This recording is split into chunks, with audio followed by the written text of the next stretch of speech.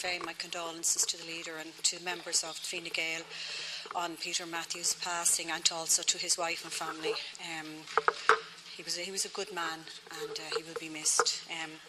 I would also like to highlight today the case of Cork woman Vera Toomey, who's the mother of Ava, a 6-year-old girl with catastrophic epilepsy. She has expressed her devastation after the HSE turned down her application for medicinal cannabis for her beautiful daughter. She was left heartbroken when the HSE turned her application for medical cannabis for Ava, and now fears her daughter will die. She's been trying to get the Minister for Health, Simon Harris, to make medicinal cannabis available to her young daughter Ava, who suffers from a very rare form of epilepsy, which she has been informed can be helped by taking medicinal cannabis. In recent months, her condition has improved as she has started taking cannabis oil. Ava has been taking this cannabis oil legally sourced from a shop in Dublin since last October.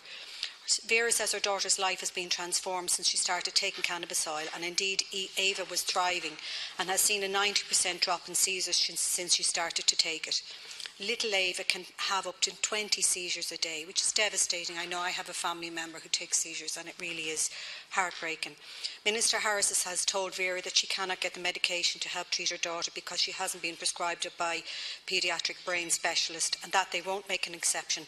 Leader, could you ask the Minister to consider granting a compassionate exemption order which would allow her to use the THC form of cannabis? And I'd also like to just highlight very briefly, the three homeless tents that are outside my office. Just a second, Senator. I'm not.